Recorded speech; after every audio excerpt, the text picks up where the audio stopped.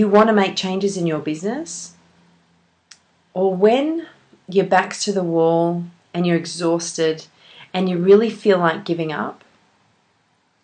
Is it because what you're doing is simply hard and that you're not prepared to do what it takes?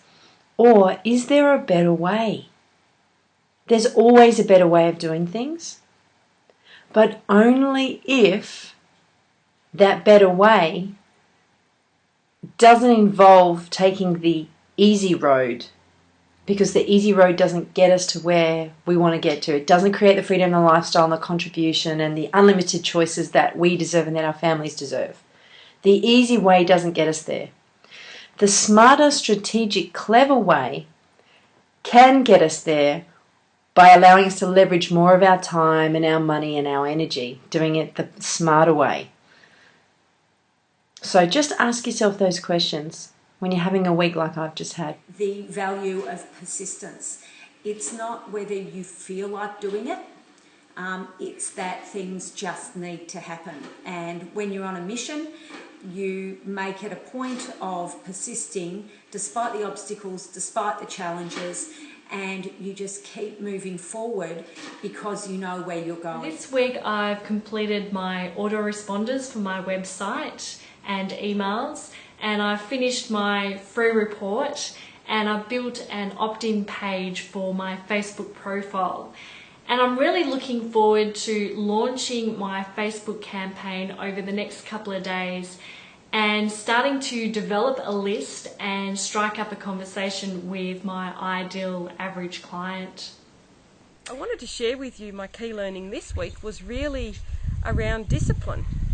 That now that I've got the time and the headspace to work in the Naked Women's business side of things, I've learnt that I need to keep my boundaries, be really, really clear on those, and keep the discipline, because other things will come in if I let them. So it's about me being true to myself, keeping boundaries, having discipline to do that, so that we can rock on and make this Naked Women's business kick some ass. Learning is on not such a great note. I've had huge challenges where I work, in the fact that my expectations of the people who I work with have come about that they're nothing like what I thought they were.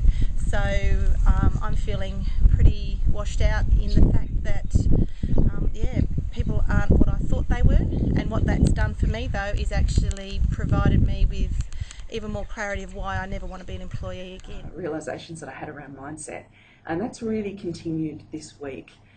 For example, I had issues that were coming up around a fear of throwing myself so hardly into my business again that I would repeat patterns of the past where I burnt myself out. I was working unsustainable hours. I was putting pressure on relationships. And I did break through the most important aspects of that a week ago, but I've had some remnants of stuff that have still been coming up. And people who are close to me in my life have been acting as beautiful mirrors to help me recognise the final things that I needed to get in relation to those learnings. Learning this week was, you know what, people actually want what I've got. It's all too easy to feel uncomfortable, to think that you're selling or pushing, but it's not about that. It's about sharing what you've got with other people. You don't need to push, you don't need to trick them into coming along. People want what you've got, and when they want what you've got, they're going to be more than happy to pay for it and more than happy to buy it. So this last week I've realized that, you know what, people actually do want what I've got.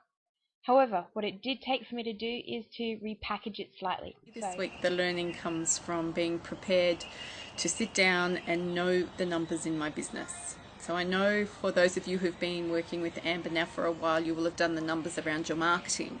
I want to challenge you now to do the numbers around what it costs you to run your business. I've been running a consulting practice now for 3 years, and I've grown it quite successfully over that period of time.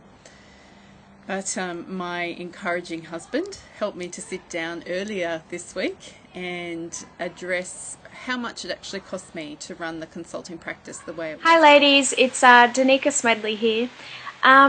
This week I have tried something new.